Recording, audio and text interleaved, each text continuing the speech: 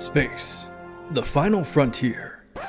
Well, okay, not really. All right, take two. Here in the Mitten State, welcome to Code 47, bringing you all things Star Trek, spanning the quadrants, the best thing since the neutral zone.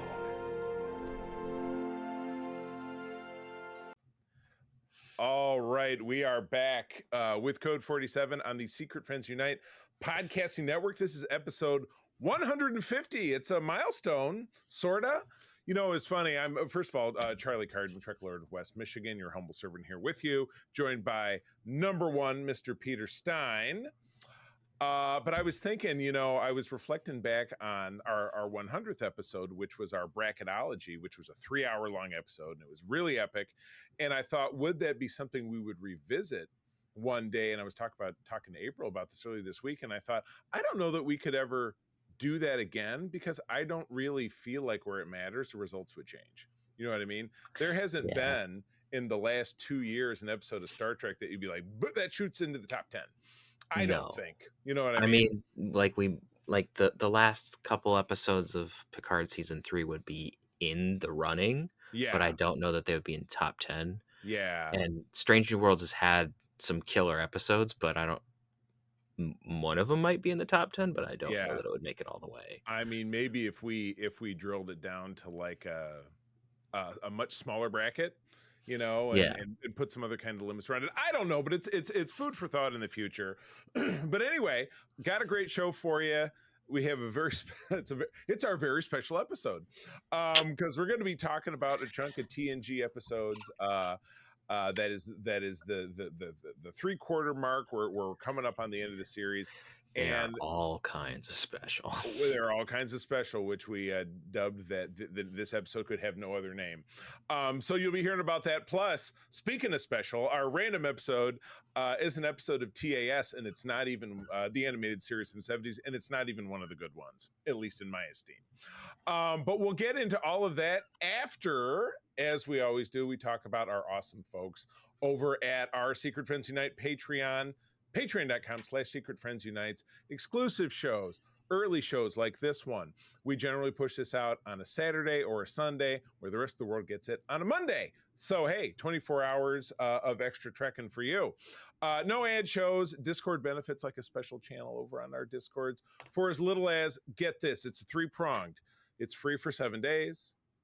50% off your first month, and then as little as $2 a month launching forward. That is wild. I love it, and you don't want to be missing out. These folks know the deal. My buddy Derek Trevelyan, the figure dude, Francie, who does my wife's hair, Luke Lore, Mr. Xbox Expansion Pass, and my uncle Tim Horan down there in South Haven, Michigan. Also, John Sedorf, Brendan Myers, Corey HD, Matthew Keel, my buddy Kurt Krug. We got to spend some time together at Motor City Comic Con last weekend, so it was good to hang out with him and look through comic bins and meet various people, set up new interviews for our Patreon. Our friend Tanya Lee, Chipotle Bear, Famous Seamus, and then we're getting into our as yet to be get their special privilege, Jay Newport 007. We're going to circle back to that name in a second. Cam the Movie Man and Brian Osserman, aka Darth Prozac. Okay, back to Jay Newport 007. You are now getting your Star Trek race and job. Peter, I'll let you go first because you know I'm a off-the-cuff kind of guy. Yeah. I'm curious what you think. So, Newport. Well, I'm going to go based on the username. The last 3 digits, I suppose. I am going to I'm going to first tell you your job, and then I'm going to tell you your race. Walk it backwards. A little bit of backwards. So they're going to tie together. So your job is you're going to be an agent of Section 31. So the classic Section 31. And your race is going to be Changeling. So founder. Oh, goodness. Ooh. So this is obviously later in the timeline. That would be a very interesting twist. Well, with Newport, Oh my goodness. Worf, is that you? Worf is here. Worf is here. Remind me to put my phone on airplane mode. Wink, wink. But I'm gonna say, when I think Newport, I think amphibian. I think that Oh, Jay Newport is he's an not an aqua lish because that's Star Wars, but I'm drawing a blank on the name of the race. It's from TAS, which is appropriate because that's what we're yeah. talking about. But he is one of those guys, but he is a professional yachter. He's a yacht rock guy that even though he's a fish man, he's getting around in a boat. And I'm drawing a blank on the episode. Let me see if I can find it. But Peter is using the Marvel thing we call Memory Alpha, I'm assuming, and we'll have that up quite quickly. But while he does that, I will also say the awesome, nice family of the Twin Cities, Sean, Stella, and Henry. We are very grateful for everything that you do for us. All right, final answer, Peter. What is it? It's not pulling up. Oh my gosh! My goodness. It will continue to be a mystery. I might have to drop that in the Yeah, we'll find it at some the point. socials. Yeah. So yeah. Again, patreon.com/secret friends unite. Oh, there they are. Oh, hey, we've got it. All right. They're What is it? literally aquans. Aquans. He's an aquan schooner driver, yacht rocker. He's in the regatta of what's the planet? Aqualon 2 or something? Something like that, yeah. There you go. Aqualon 2. Way to go. Congratulations. Again, patreon.com/secret friends unite. 7 days for free, half off your first month, and as little as $2 a month to go forward.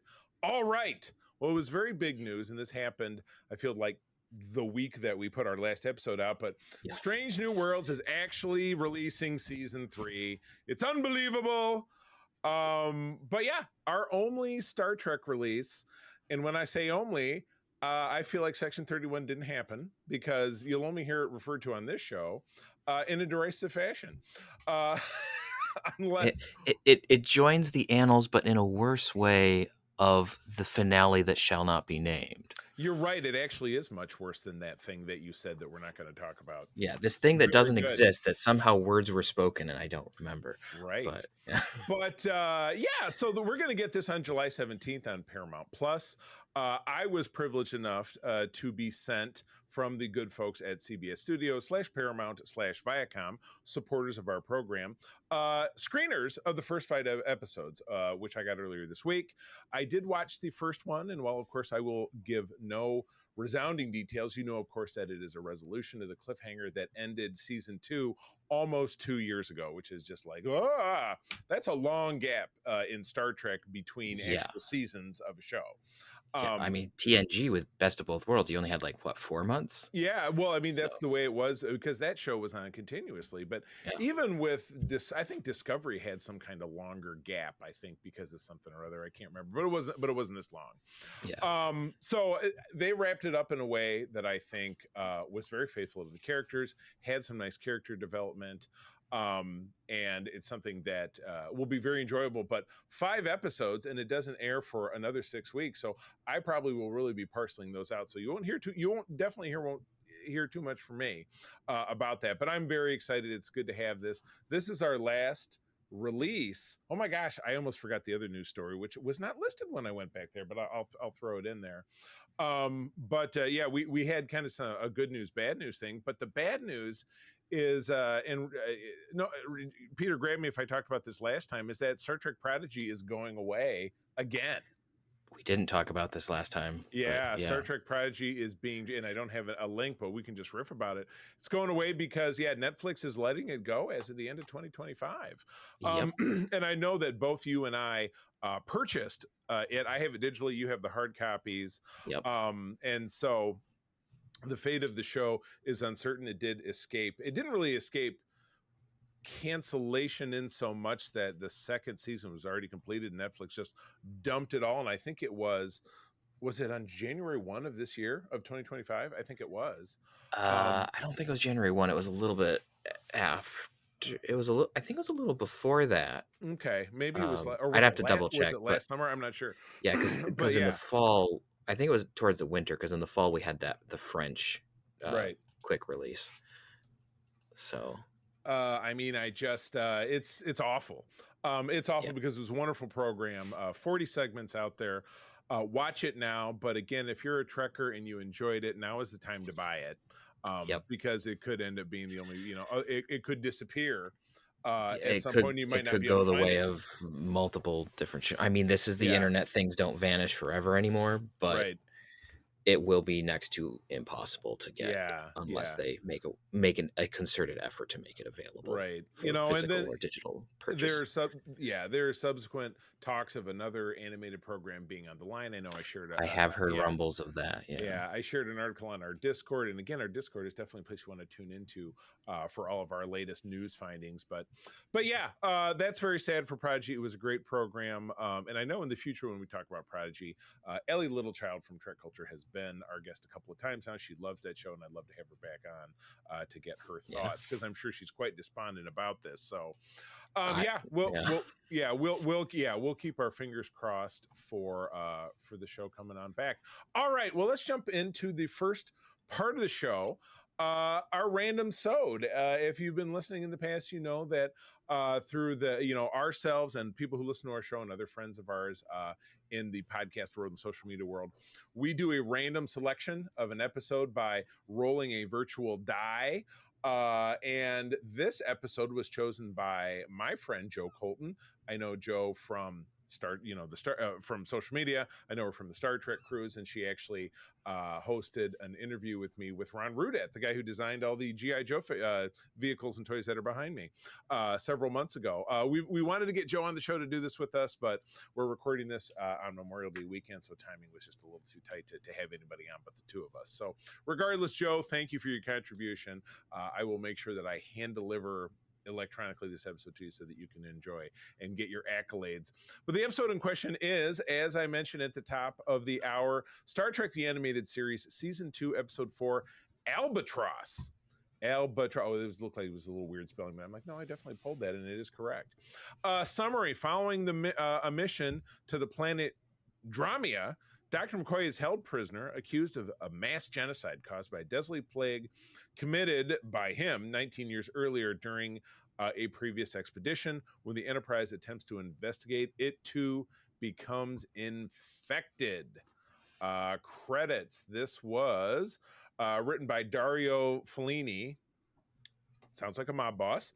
Sorry, that's just kind of a weird name. I had a boss with that last name once. It was a woman, and she wasn't a mob boss. But I'm like, Dario Finelli. that you know of. Oh, that I know of. Yes, exactly. Directed by Bill Reed. And again, I don't really know either of those names, but let's jump into it. I did pull up the page just to give you some context.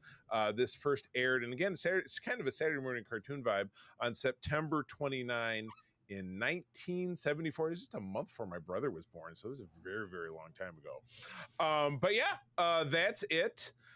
So let's jump on in, and Yeah. we'll get to talking about it. So Peter, tell me, set the stage. What are we doing here? Yeah, so basically we get kind of this it's not really a first contact, it's just kind of like a diplomatic visit, I think is the vibe that you get at the beginning of the story, and then they're Right. just kind of hanging out, and then it's like, "Oh, hey Captain Kirk, you've had this big old tour and we're going to sign this treaty, and oh, by the way, here's an arrest warrant for Dr. McCoy." It's like, "Wait, what?" Fuck? I know. And I did note that the head, I did write Dramia sounds like Dramamine, which is funny It to me does. since they're delivering medical supplies. I thought that was, I wonder if somebody was a little hee hee. But yeah, I wouldn't put it past him. Yeah. their head guy is the Supreme Prefect, which kind of reminds me of the Pac-Leds and the guys with the big hats. Yeah. It That's very kind, much yeah, the culture very much felt kind of like yeah. that. But They're yeah, like, you're "Our right. justice is super swift." Yeah, and All I love right. that they come in and said, "Hey, I love that." And Kirk and Spock and McCoy all look at this scroll that has all the charges listed on it, and it's like this tall, which I Yeah. thought was hilarious. But I was like, okay, McCoy committed a genocide in the past, and the Federation signed off on it without any kind of legal Federation procedure. So we're off to the races, and none of this is making any None sense. of it makes any sense. And then Yeah. it's like, "Oh, we're going to have a trial." And it's like, "Well, can the Enterprise help with the investigation?" Absolutely not. Yeah, Okay. Captain, you're becoming emotional because Kirk he's getting pissed. So you're gonna have a kangaroo court or a drumhead. He should have He said. calls it a kangaroo, yeah, but Yeah, yeah, it exactly. is kind of a drum. But it's Yeah, just it's so ridiculous. And then and then eventually like they leave. McCoy's like, "Nah, I'll go to jail. I'll face my charges." Like, okay. right. All right. Okay. And he doesn't And really say anything more about he like doesn't what really that say, is like, all he about. he just kinda like, "Oh, yeah, I guess that makes sense." It's like, What? McCoy just acquiescing to the fact that someone accused him of genocide and not Right. being, like, super acerbic and insulted about it. Or just even talking about like the circumstance. The Dramians. I ended up misspelling this about 50 different ways in my notes. I think they're kind of dicks. I think maybe they need Xanax more than they need Yeah. Dramamine, because Dramamine keeps you from, isn't it? Keep you from getting like seasick. Isn't that what Yeah, Dramamine is for? Dramamine is Yeah. for, motion sickness. Yeah, motion sickness, exactly. So yeah, you're right. They leave there like, well, we've got to go find out what happened, because it wasn't on this Dramian planet, it was this on this other one, and so we have to, fly the ship over there. And And they're then talking. Yeah, they have a very typical kind of exposition scene between Kirk and Spock on the bridge, where Spock's like, well, when McCoy was there, he this thing and that thing, and then blah blah blah. And the only thing I really noticed is that Kirk is standing over his shoulder, and then they flash back, and all of a sudden Kirk is sitting in his chair without with that. Ooh, yep. I move that fast. Yeah. The wonderfulness of reusing frames from Oh my previous God, episodes. absolutely. So he does mention in his exposition dump that the Vulcans are immune to the plague that McCoy caused, Mhm. but immediately when they get to the planet, and we're jumping over some stuff we'll go back on, everybody beams down. So it's Yeah. like, okay, Why so do you not think? send the one person who's immune Yeah, instead of everybody? it's like they But did with Data. Like they'd always send Data into dangerous situations on TNG because he doesn't need to breathe, or he doesn't. yeah, which one The of rate. those episodes actually is coming up? Yeah, So, exactly. So yeah. I wrote that the Dramian ship looks like one of their weird heads, which I think is hilarious. it kinda does. It also looks Yeah. like a really, really crappy Hot Wheels. So That could be another great name for this episode. I thought it was really funny how it's like, "Oh, we've got a tail. He's probably gonna try to sneak on board with our open hangar bay." "Our hangar bay is not open, Captain." "Oh, is it now? Okay. Lieutenant, could you correct that oversight?" And you see the hangar bay open, and the guy's like, "Nah, nah," and just Yeah, flies right in. It's like, and yeah. then he walks into the ship. Kirk and Spock are like, "You are a stowaway." "Oh, I've been trapped." Meh. It's Yeah, like, see, yeah. I did notice in this scene, and then again later, the Dramian's weapon kind of looks like an old timey hair dryer. So it yeah. looks like something that your grandma had back in the day. It's at this point I did notice that Kirk had an odd smudge in his uniform, like near his armpit by his Delta patch. So I'm Hmm. like a pit stain. Like I thought the uniforms came out of or they had laundry on the ship anyway. So I thought that was weird. Obviously, it was a smudge on the animation, but still. It was still Um, funny. Yeah. I love seeing Eric's on the bridge. I want him to be canon already. I feel like maybe he is, but I don't really know how or why. I'd have to kind of dig into it.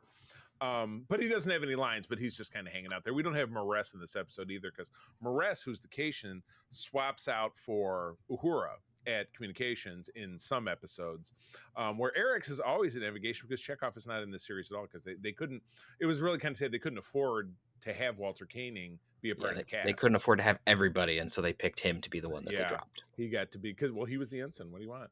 Yeah. Yes, yeah. So again, I said I thought the Vulcans were immune, but Kirk, and there's another dude down there as well. So I'm like, yeah. So they're down there. They get chased into a cave. There's kind of a weird fight scene, and the only thing that the plague does is turn the Dramians blue, because this guy's blue.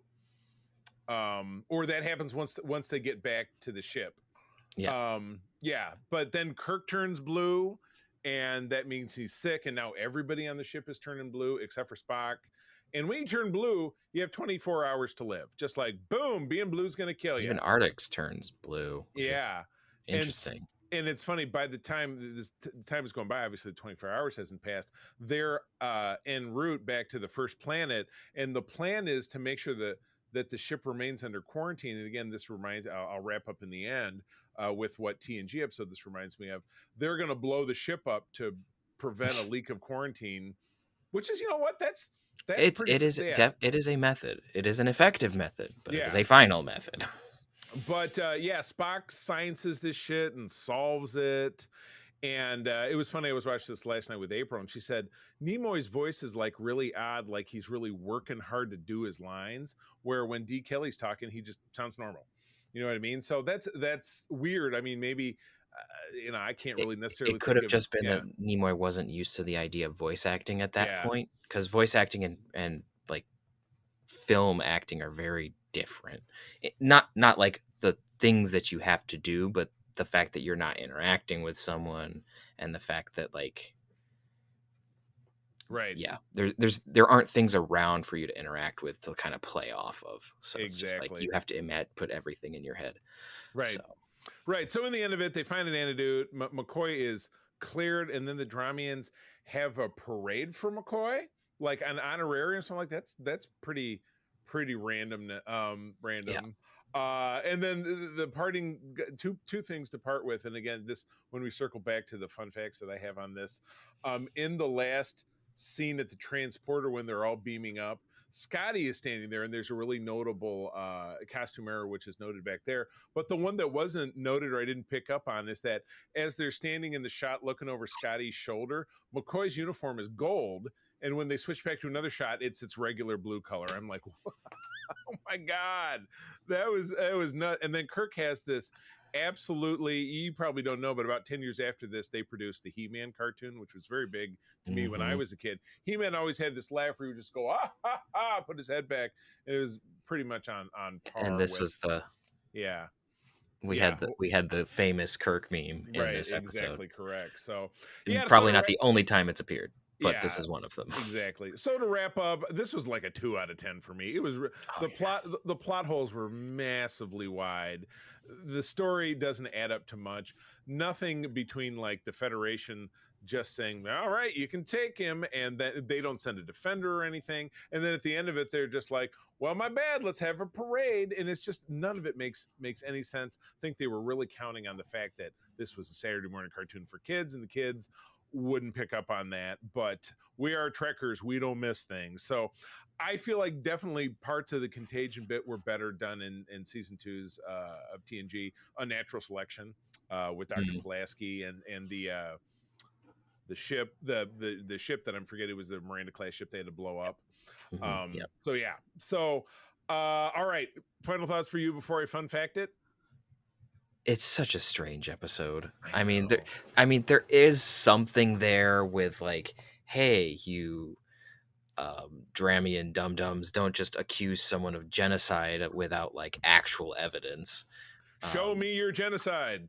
yeah, so like there was something going on there, but it was handled with like the grace of a concrete shoed crocodile. Um, and yeah, it Yeah. wasn't great, and it didn't really like come to any sort of like conclusion in terms of like any moral of the story, as it were. Right. It was just like Right. Yeah. we solved the There were problem. yeah, there was no lesson to be learned. I did mention obviously the production inconsistency with McCoy's uniform, but yeah, also Scotty has an extra stripe on his uniform, so he gets to be a captain for one shot. Star Trek Files magazine, John Peel's critique: this has to be the most simplistic and childish of all episodes ever written for the animated series. The aurora causing the disease was obvious to anyone who spotted it. Yeah, because they had little sparkles. We didn't mention Hmm. that. Sorry, we glossed Yeah, over that.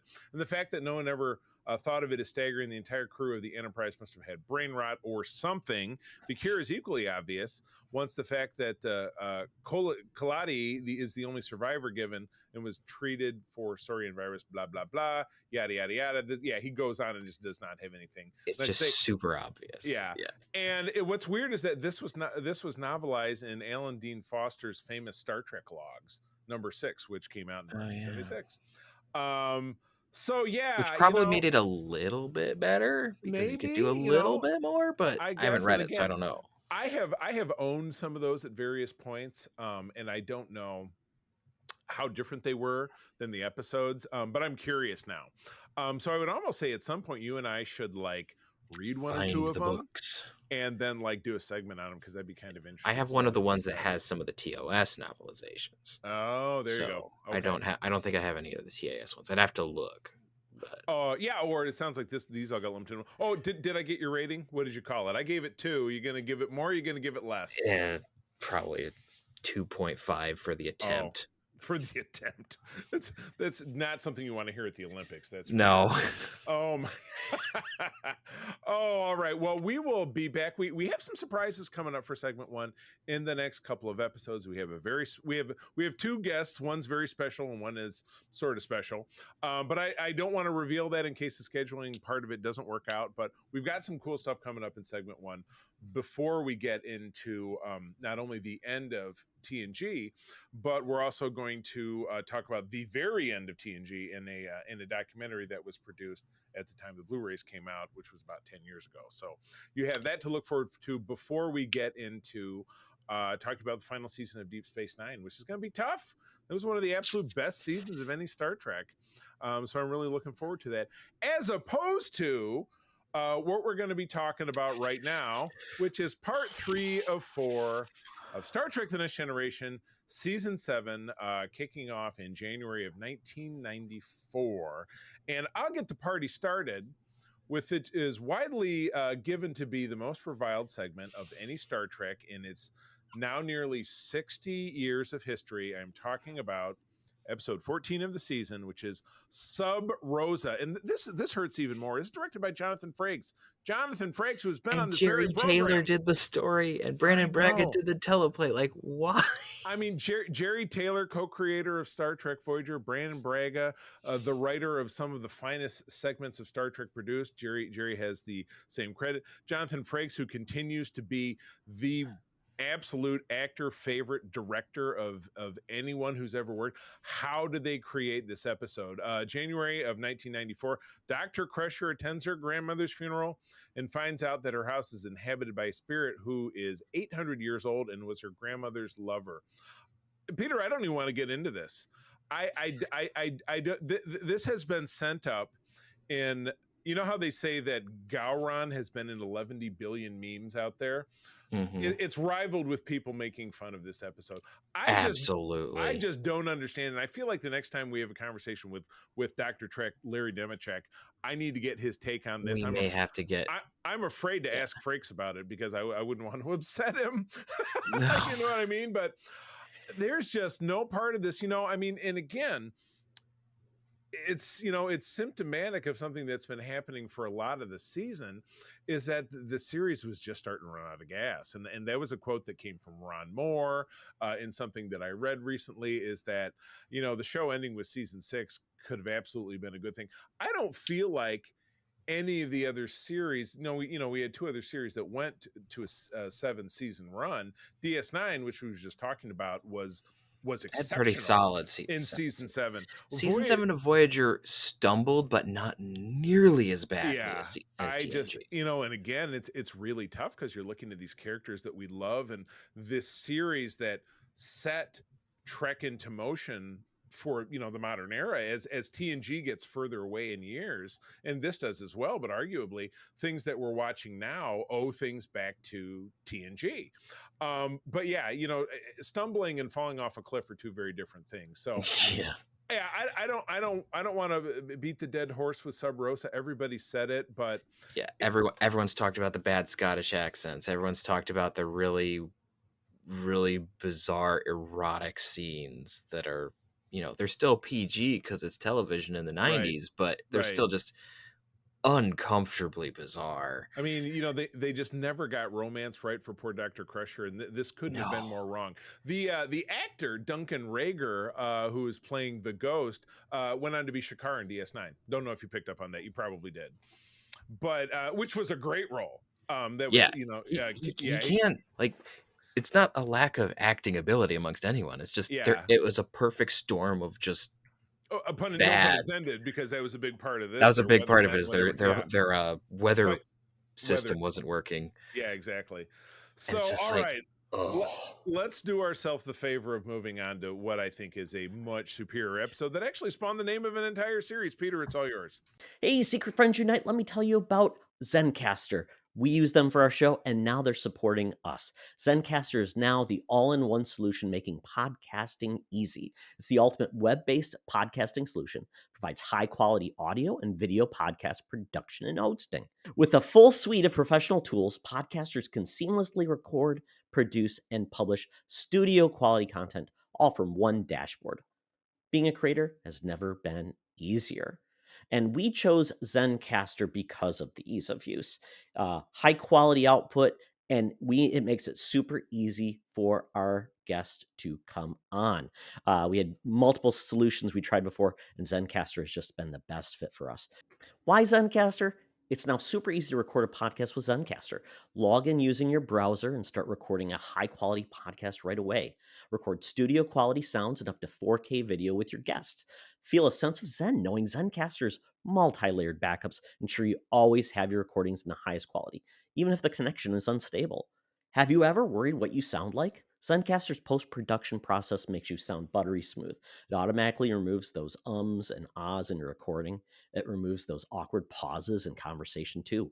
Set the right podcast loudness and levels while reducing background noise with the click of a button. So, if you're interested in making an easy, high quality podcast just with the click of a browser button, go to Zencaster.com/pricing and use my code SFU1. You'll get 30% off your first month of any Zencaster paid plan. I want you to have the same easy experiences I do for all my podcasting and content needs. It's time to share your story. Now back to the show. All right, episode 15 is Lower Decks, directed by Gabrielle Beaumont, story by Ronald Wilkerson and Jean-Louis Matias, teleplay by Renee Echeverria. Aired February 7th of 94. Junior officers buck for promotion as one of them is assigned the dangerous task of helping a Cardassian spy 3/4 of the way through the episode. Right, exactly. with in the first half of the episode a decent amount of the have and have nots, because you're seeing what really Star Trek Lower Decks the series really emphasized is that yes, we have our 7 guys who are set up on the bridge every day in Geordi Stone Engineering, and then you've got everybody else who they live in bunk beds, and they do he's the relief. They do the not fun Yeah. stuff. Yeah, he's the relief con officer, or he has to clean the holodeck, or he has to do crappy jobs here and there. But this really set the table. It also fleshed out the character of Alyssa Ogawa. Alyssa Ogawa, the recent Patty Yadisuki, who recently, and I apologize for mispronouncing her name, who recently passed away. We got to see quite a bit more about her character, which was fun. Really. Yeah, definitely fun. And then we got to see Ensign Sito returning from first duty. Yeah. So that was one of those moments where Star Trek did like some really interesting continuity, like callbacks, because that doesn't happen a lot. No, not at least all. not in like TNG and Deep Space Nine, but like this is one of those really effective ways, especially with like 3/4 of the way through the episode, where it's like she finally stands up for herself to Captain Picard, and then like, if you didn't want me on the ship, well then blah blah blah. And then as she's leaving, he's like, I do know why you're on the Enterprise. I asked for you because I wanted to give you a second chance. Oh, I know. And awesome. That's such a really cool moment, especially after the whole bit where you're like, why is Picard being such an asshole? And right. Exactly. Yeah, exactly. Yeah, he's taking a little too hard. But it wraps up in really some intrigue that lends itself back to DS9, because you're touching on Cardassian intrigue, because her assignment is to deliver basically a Federation agent who is Cardassian back into the hands of the Cardassian people, so he can continue to be it's a spy. unclear if that's successful or not at the end. Yeah, it is really unclear. And of course, fan fiction and things said, well, they faked her death so they could keep her, and then it's kind of like a Tom Riker thing. Is he going to show up again someday? But as it were, as canon stands, she really did. She died in service of her mission. And it's interesting, the Vulcan character is Jerry Ryan's son. His name is Alexander Enberg, if I'm not mistaken. He was a guest at some con that I attended recently, but his name is Torek. And then he plays a Vulcan character named Vorik, who is a recurring character on Voyager. Or are they related? I think they could be cousins. I'm saying they could be related to my Star Trek Online Vulcan named Sorik. I don't know. Sorik with an S-O-R-K. Yeah, triplets or cousins. Hopefully your guy wears a red uniform so you get all the colors of the rainbow. No, well, he's in command. So there you go. Well, yeah, there you go. I like it. There was in the beta canon or non-canonical novel series, Tales of the Dominion War, whatever it is, you find out that Vorik and I'm going to draw a blank on the young man who actually gets the Toric. promotion at the end. Oh, Sam darn. something. Yeah. Yeah, that they end up as Dominion prisoners in a camp and they work their way free or something. So I remember reading that novel. So they have a beta. Sam Lavelle. Lavelle, there you go. They have a beta history like future, but we don't, with the exception of Ogawa, we don't see any. We don't see any of these characters. We do know that Lavelle proposes to Ogawa later. No, or is this a different Andrew character? Powell. Andrew, right? Powell. Different character. For whatever reason, they crossed in my brain. We never end up meeting him, although you No. do see him in the all good things scenes where she has a baby, loses a baby. Yep.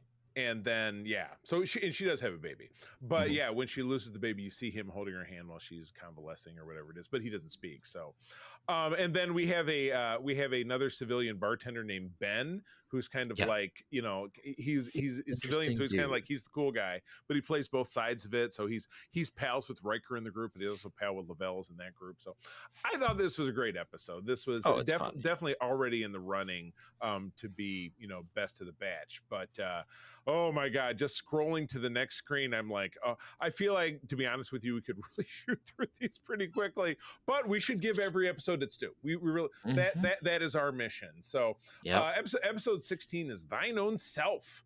Winrich Colby doing the directing with a story from Christopher Hatton and a teleplay by Ron Moore. So saving grace to some regard.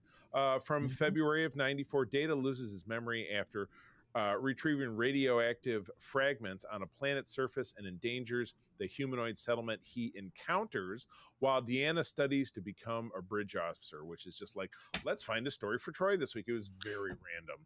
But this one is actually a decent B plot for her, I think. Okay. I agree with you, because again, one of the enduring criticisms, which we saw, pardon the expression, very nakedly a couple of episodes back in regards to Beverly, was the fact that these two female characters never got to break out of, they're like, I'm the counselor and I'm the ship's doctor and blah, blah. It's very defined, very blinders on. And again, I've listened to podcast discussions and I've listened to people's opinions about that kind of thing. And it's a recurrent theme. So yes, it is. And there's a great last line to this episode when she's having an exchange with Data, but this is very, and I mean, I wouldn't say I also wouldn't say I really disliked this episode. I thought it was kind of neat. I thought that this episode was kind of interesting. Yeah, so I liked it. So yeah, kind of Data without a memory, and then he's in a village of primitives. It's very like it's late medieval, early Renaissance. Yeah, exactly. So and people are even dressed that way with the big pantaloons and the big hats. But yeah, he's carrying around this fragment of I think he was retrieving a torpedo, a crashed probe. Yeah, but then he somehow also crashes his shuttlecraft, and I'm like, come on, Data. I mean, it's obviously something, but we don't see any of that. All we see is him walk on the screen. They kind of imply that there's something about the planet that caused an issue with the probe, then also caused an issue with the shuttle. So right, all right, I guess. But Data only walks up and he's got a rip in his shirt and his hair's messed up, which is always funny to see Data with his hair amiss, since it's just a shell.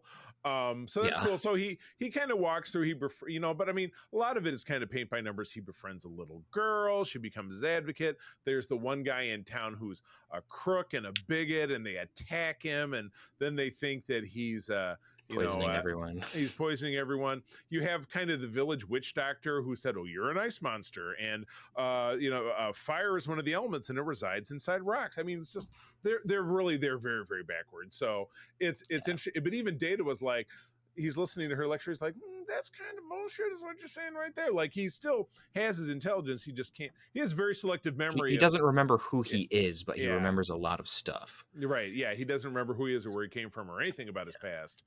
It is interesting how, like, one thing that kind of stuck out to me a little bit was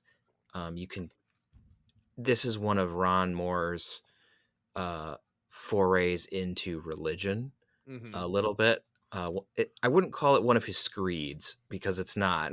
Yeah. That happens more in Battlestar. Yeah. But this is definitely it's subtle, but it's a negative take on that period of history. Now it's a fictional culture, so it's not necessarily like 1-to-1. Right. But you do see some stuff where he does note that, like, the doctor, like when Data starts showing her stuff, like she protests, but she does warm up to it and she does start to listen to what Data is saying. So it's not like that they don't do science and that they don't have smart people. It's just that there are everyone else who just doesn't pay attention and just, goes to, it's you're a bad omen and whatever. Yeah. So I just Valid. thought that was an interesting note. But the one scene that I thought was kind of fun was when he was showing the radiation, because you saw the light bulb go on for her with that, and with the I'm not even sure how it would work, but the microscope thing, because it's like those are not aligned. That would not work very well. But the science was not sciencing in the correct direction. No, but like Deanna's bit, like her whole thing was like the fact that she was like, you got all the diplomatic, you got like all this, you got everything right except this last bit, and the thing that was hanging her up was the thing that like would hang anyone up, right? Right. You have to order one of your friends to die to save the ship. You're in a, albeit a Kobayashi Maru situation. In some elements, it's the impossible decision. But it's like they took like that. If you've seen the submarine film K-19, they took like they took like that whole situation, condensed it into a holodeck, and it was like, here, Deanna, what do you do? And you had to make the same decision of like, how to do this. You're gonna have to fix it, or we're all gonna die. You're gonna die, but there's nothing we can do. So it's kind of a needs of the many, but chosen by the commanding officer. Yeah, exactly. So, and she does finally figure it out, even though, Riker he's the evaluator and he's discouraging her from continuing to go. But then she finally gets it, and it's great. And she gets her last promotion. And let's not forget, at the end, Data returns and says, have you gotten a promotion in my absence? She says, yes. So now you can just call me sir. And I'm like, part of that I don't really love, because Data never gets a promotion, and then he's the only one of the crew who dies of the whole group of them, and comes back twice. And his status is kind of unconfirmed as of the end of Picard, if he's even in Starfleet anymore. But he's the only person who's not besides Troy, who's not a flag officer at the end of the show. Well, Riker is still a command captain or above. Because Worf and Riker are still they're still captains, but Data's like, it's so strange. He's a weird civilian or something. So, all right,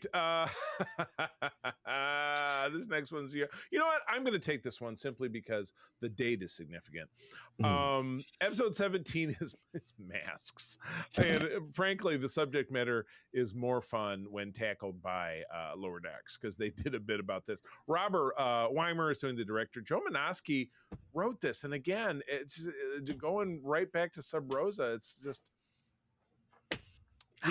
we got 26 segments in a season, and it's like I can't think of something to do, so I come up with this. So I mean, this is not the same dip as Sub Rosa, but and the reason I made is February 21, 94 was the week of that was 2 days before my 18th birthday. So that's big deal. The Enterprise finds an ancient library that recreates its civilization by taking possession of Data, and transforming the ship. I don't know any of the details of this. It's a bunch of Masaka this and Shaka Zulu, and we turned something into an aqueduct, and then this is the temple, and so it just, oh my God. It's not quite Vertiform City, which we're coming up on in the next block, but oh my God, I'd rather listen to Data and Geordi talk about training Spot's cat again than anything that happens in this episode. Just what was going on? I don't know. I think I was trying to understand what the whole point of this episode was, because the beginning is like creativity in art, right? And so the through line is like trying to assess meaning from meaningless symbols, in the sense like this culture clearly uses like some sort of like hieroglyphic sort of symbology. The sun means this thing, but if the sun's over here, it means something else. That kind of deal. So and then you have like Corgano with the moon, and they have to isolate it, and eventually they figure it out. But like, I mean, there was a couple fun elements when Data was possessed by whatever one of the characters and hammed it up a little bit, like he's sitting on the dilithium chamber. Like that was kind of funny. He was like, he's doing one of Captain, I'm like he was just yeah, doing all this exactly. He's doing one ridiculous of stuff. Brent Spiner's great voices. Yeah, Because so like such a talented guy. Yeah, it allowed Brent Spiner to show off some of his acting ability, which was kind of fun. Yeah. But the rest of it is just like, why? Like so when I was younger, what this episode got turned around in my head with the what was it? The Pomerian cruiser, the one that they had to destroy eventually because it was the booby trap. Yeah, this one got switched in my head with booby trap. Yeah. Okay. Because it's very, very similar in the sense like you find something where it doesn't make sense and then it starts wreaking havoc on the ship. Right. But it's like it feels like it takes them way too long to figure this out. Right. Because it's like it's a simple sun moon juxtaposition. Right. Cool. Why did that take so long? Because the episodes are 44 minutes and 38 seconds long. And it's like I said, we could just call this episode, hey, it's content. Yeah, there was a book that I read that was a TNG book that's also called Masks that's set during like season 2. Okay. That's actually an interesting story because it's a culture that uses masks to denote like social status and role and all of that. That's actually a clever story with masks. I feel like if I haven't read it, I'm definitely familiar with it. And I have that big book that has all the like TNG now or like all of the Trek novels up to that point and it has a little blurb about them. Yeah, I have the book right over there. Yeah, I should dust it off and look because now I'm curious. But yeah, so why don't you grab number 18 and you can tell me if you think this is an improvement. Whoa. Episode 18, Eye of the Beholder. No, not the giant flying eyeball with other eyeballs with teeth from D&D. This is just a reference. So directed by Cliff Bull, story by Brandon Braga, teleplay by Renee Echeverria. How are they doing it? How are they doing it? Aired in February 28th of 94. It's like we got a stellar team. I say it with respect because Bull, Braga, Echeverria, Manaski, Moore, Braga, Jerry Taylor. You know, how did you guys do this? And I don't mean that I with respect. I don't mean that with respect. It just doesn't make sense. I'm so sorry. It's like, okay, so synopsis. Deanna investigates the suicide of a crewman and uncovers a murder that took place during the construction of the Enterprise. So the beginning of the episode, we get a guy, the one thing about this episode is we get a cool new set from the inside of a nacelle. Absolutely. One that it spawned something similar in Enterprise, the catwalk, which they did episodes around. And I thought that was cool because you never knew, like, what's the deal with the nacelles? You know, is there, you know, but if you look at your blueprints of the Enterprise, which I do, you see at the at the back of the cell, right below it, you see 3 windows, and that's where this episode took place. So it was at the back of the cell looking forward, which that alone is very cool. I absolutely agree with you. It's the set is really neat. Right. And they the rest of it in 3 different times during the episode, but we've got like the whole thing is like you see this guy die, and so they investigate this apparent suicide. Right. And then in the end of the episode you find out that it's not even him that was the one that's causing all of this. It was a guy who like did murder suicide when the ship was being built. Interestingly, that is actor Mark Ralston, who we will be interviewing on the Spotlight in a few weeks. Very cool. And we will probably not talk that much about this episode. We might maybe mention it, but we'll probably keep our focus talking about his work in movies like Aliens, but we'll see.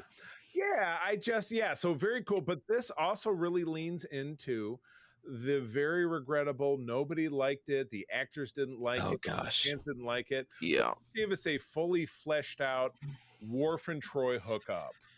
I think this is the episode where it's just the weirdest. I mean, this episode is just weird anyway, but this is where it's just like they lean into it too much as a plot point because it's part of the hallucination. Right. Yeah, exactly. And it's just so off-putting.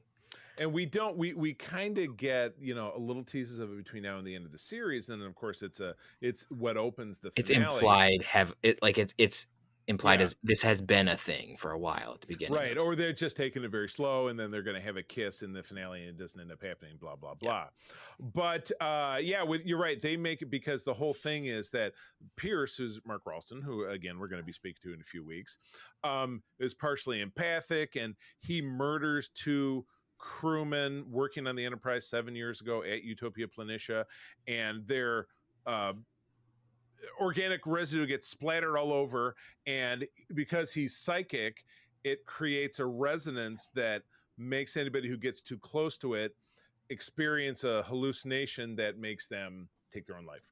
I mean, it was reaching and reaching and reaching and some more reaching and a little bit more reaching, and hey, look, Worf and Troy did it, but we're still reaching. And I just, it felt like that there was an idea here that could have been interesting, which I think they actually explore better in Voyager. I can't remember the episode, but I think they was do. that the episode Remember, where it was they visit a planet and it's a very old woman and she touches B'Elanna and then infects B'Elanna with like her youth. It might be that one. Yeah. It was, you know, her boyfriend was part of the Hitler Youth or whatever it is on that planet, and who was just, you know, holding people up against the wall and shooting them.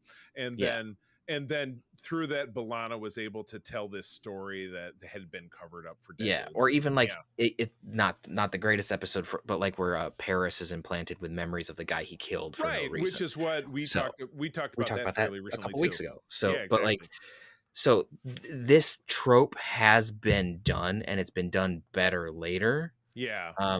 But this was just like a really, like the root concept is an interesting one, right? But how it plays out and the exact hallucination that we used, and like the whole idea of like, oh well, the stakes are Troy's now going to jump in front of a plasma stream.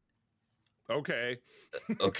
Like Troy is like, we kind of had to lean into like Troy being like overly emotional and not thinking, and then you have characters that are not acting like themselves, like, oh well, Worf's going to be like interested and then two-timing at the same time, and that's not in character with Worf. That should have tipped her off. And I mean, obviously it's a hallucination. Things are jumbled and weird, but it's just some of it's just too much. And the suspense of disbelief that I think is part of what makes this episode just bizarre is that Troy's smarter than this. Right. So. Yeah. So it's dumbing it down. So all right. Well, we get into the last couple of episodes, which, to be honest with you, I think I was talking to you when I was watching this a few days ago.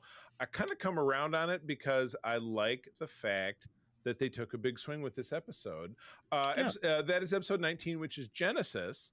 No Phil Collins. No great hit. No, Ronald Reagan is a puppet in that great video. Now I'm drawing a blank. It's one of their biggest hits. Why am I drawing a blank? I don't remember that one. This is the Oh, it's the Land of Confusion.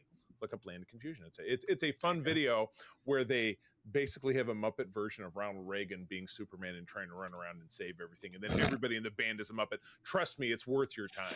That sounds like a stitch. It was, you gotta go check it out. But anyway, Genesis. This was directed by Gates McFadden, which I thought was great, but there was a super obvious part where they kind of got her out of the plot so she could do her job in a way that's pretty dumb. Brandon Braga wrote this one, so again, it's it's an interesting script. It's kind of a fun script, and it's something different. This is from March of '94. A routine medical treatment inadvertently creates a virus that begins to de-evolve the Enterprise crew while Picard and Data are away on a mission. So let's look at the elements of this. Our cold open, Barclay's back, being Barclay, very hypochondriac. You also get Riker in there talking about a date he's on where he sat on some spikes or something. So I'm like, oh, Riker, that was pretty fun. But like, I mean, Barclay is just hilarious every time he's here. I know it. So so then the plot of it gets to be the B plot of why Picard and Data run off on a away mission to chase a torpedo. It doesn't is really weird because why would the captain would go for that and Data, but obviously they need to get them off the ship so that the story can move forward, because they're gone for like a day. I'm like, why would it take them a day to find a wandering torpedo or something? It's just that the setup just doesn't really click. The setup is weird. So they come back, and then what you do get is a string of super cool creations by Michael Westmore, where you get to see the crew has kind of become different things. And again, we get a whole part of like while it's happening, like Riker's brain is slowing yeah, down. yeah, and Worf is increasingly more hostile, and he's eating like a caveman. Troy's getting cold. Yeah, Troy can't stop drinking water and freezing, and Barclay's kind of squirreling around, and his eyes are all funky. And so a day or so goes by, and we do get a red shirt again. We get a red shirt, one of our few red shirts, who gets killed on the bridge. He's sitting at the Yeah, con. so we know there is at least one death in this episode. Could be Exactly. more based on Right. other things, but Right. at least one. And one crew member who turned into some kind of a snake because they come across a big Yeah. snake skin. But yeah, they're walking around and figuring this deal out. Barclay is an engineering, and he's turned partially into a spider, but like a bipedal spider. And I think there's a still photo in Larry's book, in Larry's guide of Barclay in his full uniform, even though it's black and white. It's really quite magnificent. I'm sure you can find it. Yeah, if it's you an just amazing Google it. prosthesis. And yeah, the Worf got turned into this like big, heavily armored proto Klingon monster. Riker is a big caveman, which you just kind of expect. He's a big dude. I think it's not even Jonathan Frakes. I think it's his stunt double that does it for Is that it one. really? Yeah, That I would can't remember exactly, but I remember reading that somewhere that it was his stunt double, that would be a question we in could part ask to him. make him look very different. Right. No, that totally makes sense. Troy turns into like a fish woman, and she's living in the hot tub in her quarters, and just like a lot of different shit going on. But the part about Gates that I mentioned, because again, Gates directed this episode, I think she did a fine job. Good use of lighting. Picard is in early devolution turning into a pygmy marmoset, which Data says, which I think is fantastic. Yeah. But when Worf is starting to have an issue, he gets this big like goiter on his face, and Beverly's like, Worf, you got a big thing. And he's not talking. She's like, Worf, open up your mouth. And he spits venom in her face, and she's screaming and has her hand over her face, writhing on the floor. He just runs away. And then in the next scene, this is where we do find out that Ogawa actually is pregnant, and that's before that- this. Yeah, yeah, that's important to the plot. it is. And Spot Data's cat is having babies as well, so it's a it's a very, very life affirming kind of thing, because they're able to use her amniotic fluid to create a thing to change it around. Blah blah blah. But she's writhing around on the floor. So Worf spit venom in her face, which should have paralyzed her, but they got her into stasis immediately, and she'll need reconstructive surgery. But you don't see her until the end of the episode, where she looks exactly the same. She's totally fine. But what that really did is knock her out for maybe a quarter of the show that she could obviously just focus on directing, and they didn't have to devolve her into something. But I just thought that was a little thin to be like, now she's out of the way. So yeah, I think they took some big swings here, and particularly amongst this pack of episodes, which is a lot of people dump on season 1 of the show. But to be honest with you, watching it for the first time, having it be new Star Trek, being a new Star Trek fan, there are parts of it, season 1, that I find immensely fun and memorable. There's very little I find about this block that's fun or memorable. We're not even done yet. It's memorable. It's memorable. Just not fun. Oh my God. So so I think Gates did a great job. I'll give compliments to Brandon Braga, because I think he took some big swings. It's very weird, which I think they needed some weird to break things up. So but episode 20, that one's yours. This is one that I really liked, and wholly written by Ron Moore. So it's a return to form. Really liked it. So go ahead, please. So episode 20 is Journey's End, directed by Corey Allen, written by Ronald D. Moore, aired on March 28th of 94. Wesley considers his future as the Enterprise is ordered to remove Native Americans from a planet that is about to fall under Cardassian jurisdiction. Another call over to what is currently happening on Deep Space Nine. I love it. Yeah, it was probably right around the time the Maquis episode aired, or very close to it. Very close to. And guest stars Richard Poe as Gulliver, Will Wheaton returns as Wesley, Tom Jackson as LaCanta, and returning from, I think his last appearance was in season 4. Yeah. Eric Menyuk as the Traveler. You bet. So we get Wesley coming onto the ship, and major angst. He's got more attitude than you can, I mean, like I said, I raised my son, and those were some tough years as a teenager. This is right in line with that. Oh yeah, very I'm watching it and I'm angsty. just like cringing. I'm like, Yeah, man, was I ever he's that bad? I was like, ugh. he sasses Jordy, he's sassing his mom nonstop. Assassin the Uh, captain is like, he does now. oof. At least when he's talking to the captain, he's making sense and not being, but he's really mean to Jordy.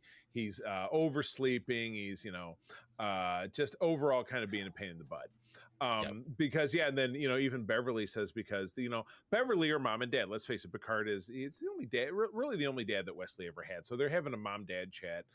She's like, I talked to the commandant of the academy. He's slipping and he's being moody and he might fail out of school. And ultimately, you watch Wesley, and it was interesting because he was the character that, and again, the character has since returned and had a wonderful run in Prodigy, which is bittersweet Yes. with the fate of that show being what it might be. This was a character we got some actual resolution that um, kind of like, just like with Jake Sisko, because remember Jake Sisko over on DS9, everybody, including his own father, thought, well, Jake's just going to follow in my footsteps. He'll be a Starfleet guy because that's what people do. And it took Jake, apprenticing with Chief O'Brien to finally say, Dad, I don't want to be in Starfleet. I'm not interested. And Wesley lived his entire life, he's this boy genius, and he's under all this expectations that he's going to follow in his father's footsteps, because that's what, as a small child, he just wanted to do. But he was living out, and he has this great vision in this Habak, seeing actor Doug Wirt in his final appearance as OG Jack Crusher, and the final appearance in the series of the Monster Maroon, although everything's very in shade, where his father appears to him and says, "You've got to find your own path. Don't follow me.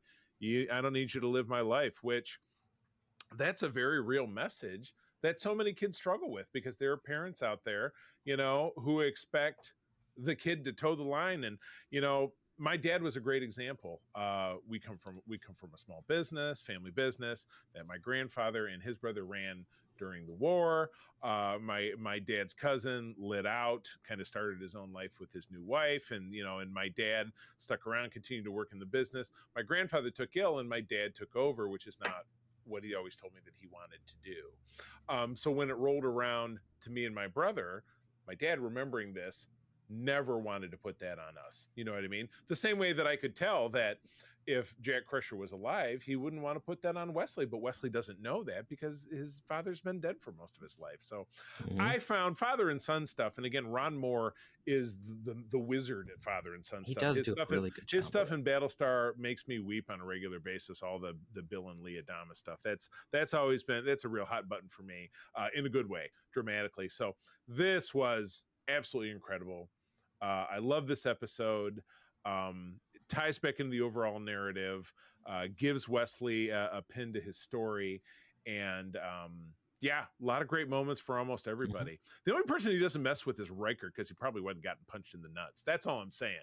He Because doesn't Riker does, mess with Worf too much either. yeah, He gives but he he gives Worf does. a little bit of attitude, but not a Yeah, ton. down on the planet when Worf's trying to do his thing and get because these Yeah, this right before the yeah, Traveler appears. Yeah. this group has to be extracted, and Worf's trying to do what he can to make sure that that happens safely. And Yeah, he's Wesley trying to blow prevent violence. Wesley blows his cover, and then violence ensues, which the Yeah. Traveler is able to stop. So yeah, absolutely, to me, wonderful segment. Mhm. I was glad that they were able to take one of the characters that they knew had been gone from the series for a while, and they gave him a real ending, and I really absolutely Yep. adored that. So yeah, Yep. I think they I definitely did did think some that good. some like there part of it is just because it's 45 minutes. It did feel like some of the switch around was a little quick, Yeah, from his vision to all of a sudden he's now like understanding and everything to his mom. It's like it's a little fast. Like I get right, it, but right, right. it's necessary for the Yeah, way that it the is. Yeah, television he storytelling had this big works. catharsis, and then all of a sudden, all of his moody nastiness is just, "Ugh, now I know what I need Yeah, to do but with then you my still have life." everyone else who's like, "Why are you not being a dick anymore? Yeah, Like, I'm exactly. super What? confused, and now you're choosing something completely different. Like, Yeah, explain this to me." So like it's super. like Yeah, it's a scene that makes sense, but it at least right. for me, there was just a just a hair of whiplash there. Just like, Yeah, a okay, little bit like, yeah, this is episodic television. We have again 44 minutes and 38 seconds to tell the yeah, story, and yeah. we're It's not like now, we could have this yeah, catharsis and then have him actually make his decision in the next episode. You had to right, do it by the yeah, end of this one. So exactly. So, but yeah, they I think they did well. So, all right, well, this is going to be a tough one because I think picking a best episode not that challenging. Picking a worst episode also really not that challenging, but let's give it a try. I'll go for we'll go best, and then we'll circle back to last, and maybe we're gonna have to do, hey, it's a 4-way tie. I don't know. We never do I don't ties though, know. so I don't No. know that that's a reason to change that rule. I'm gonna unsurprisingly say Journey's End was my favorite. Ron Moore, peaking at his very early brilliance before he's really fully involved in DS9, and then leading down the road to even bigger things in DS9, but handling character growth and change and subverting the expectations and dealing with family issues and his interaction with Picard and standing his ground and resigning from the academy. It was just all handled really, really well. So that's definitely my favorite. Yeah, All right, favorite for fair. you. Don't dip into the not favorites just yet. You got to hold back.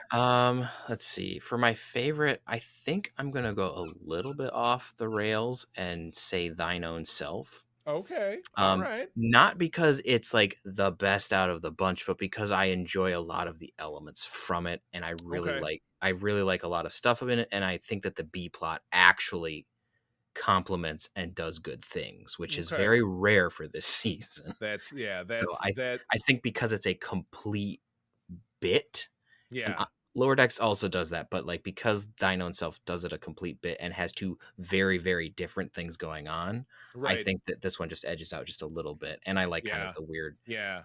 science versus like superstition, and then it's like, oh well, what's wrong? Right. Radioactive rocks. So there's just some. It's got to be something. So there's just a lot of things about it that I think are kind of interesting. So That's fair. That's fair. I appreciate that. All right, now this is the Sophie's choice of horror, basically. The easy answer is Sub Rosa, but you know what? I would almost say, here's the thing. I'm going to throw this rule down, and if you disagree with me, we'll talk about it. I think you take Sub Rosa out altogether. Yep. I think you can't. I'm glad you agree. I don't think you could even. There's nothing redeemable about that at all, which is a shame, particularly based on the talent involved with it. But if you look at the other episodes, I'm going to absolutely go with Masks, because I can barely tell you anything about. Well, I don't know. You're having different thoughts. I mean, let me take one last glance. No, I'm going to have to go with Masks. Sorry. That's fair. Because it's just kind of nonsense. It was absolute nonsense. Yeah. It's like it's a bottle show, but not a bottle show, because it happens on the ship. Yet they build a lot of new sets, but the sets look kind of crappy. No offense to the wonderful craftsmen that did the show, but it was like, where are we going with this? You know what I mean? think we rated like a local B movie that was doing Middle Ages stuff for like it was Sub Basement double Q in building 612 on the Paramount lot had all this weird. I mean, Star Trek is known for dumpster diving for set parts, so yeah, and it's fine. I'm not saying that's what happened, but right, and so yeah. Well, that makes a tough choice for you. Because you can't pick Sub Rosa, so you got to pick something else. Yeah, so for me, it's kind of a toss between Masks and Eye of the Beholder, and I'm going to lean towards Eye of the Beholder just because Masks is nonsense, but there's at least some Brent Spiner hamming it up. Eye of the Beholder, I hate that episode. Well, it's fantasy about famously a character development that no one likes. It deals with character development that no one likes. It deals with an issue that is just like, why is this a thing here? And then the trope just is not handled well at all, and and then it kind of backslides on some of Troy's character development in the last step in Thine Own Self. Right. So it's kind of one step forward, two steps back. It's just such a Yeah. It's such a bad episode. Yeah. So Oh my God. So yeah, so that's where we end. So next week, depending on how the schedules align, we will have either one of two special guests. It will be a guest of some variety, unless something gets blown out, schedules change. But mhm. we will be wrapping up the first series finale that we've ever done, because we're getting the last part of TNG. We're going to be talking about all good things. Do keep in mind, further on down the road, we'll do an even deeper dive into all good things, but that's much further down the road. So we will treat all good things as if we were talking in some ways about any other episode. And then the week that follows that, we will cover the series retrospective, which can be found. I'll have to double check to see if you bought it digitally, if this comes with it. I know I have it on disc.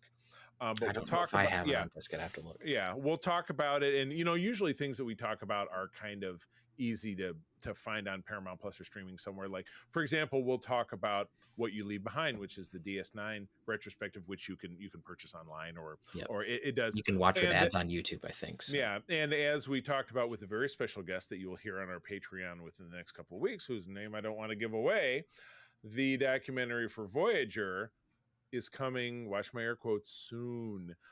So hopefully by the time we finish season 7 of Voyager, which will be the end of our talking about every episode of Star Trek that has ever been on, and movie, which was, to be honest with you, when I started the show with my former partner at the end of 2020, that was the goal.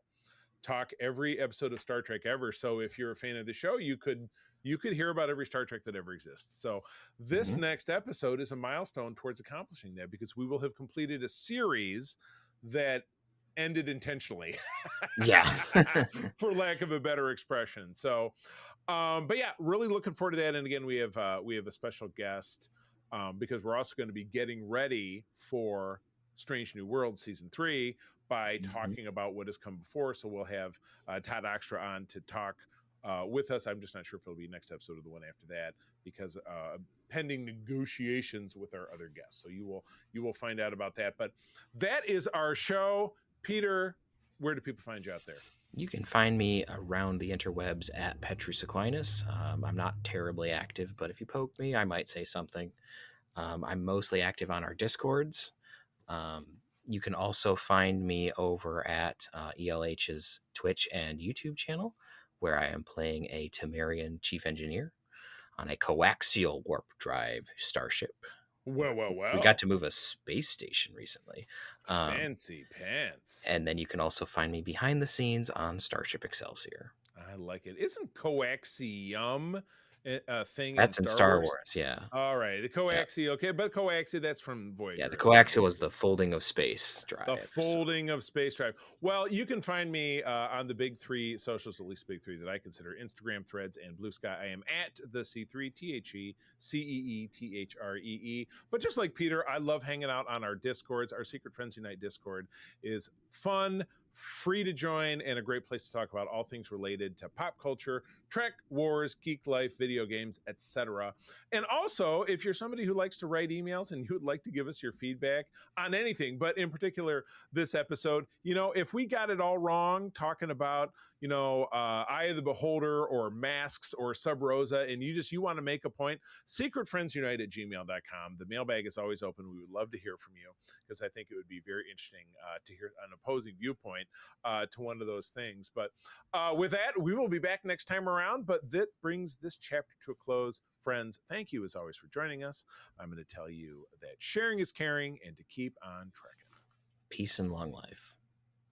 This podcast is part of the Secret Friends Unite podcasting network, available on Apple Podcasts, Spotify, and podcast services around the galaxy, as well as video on our YouTube channel. You can support Secret Friends Unite by becoming a Patreon member, get bonus programs and more over at patreon.com/secretfriendsunite. Join our Discord community for even more discussions on all things geek. For all the latest updates on Secret Friends Unite, make sure to follow us on Threads at secret.friends.unite and visit secretfriendsunite.com. Find our merchandise at TeePublic and Redbubble. Thanks for listening, and may the Force live long and prosper.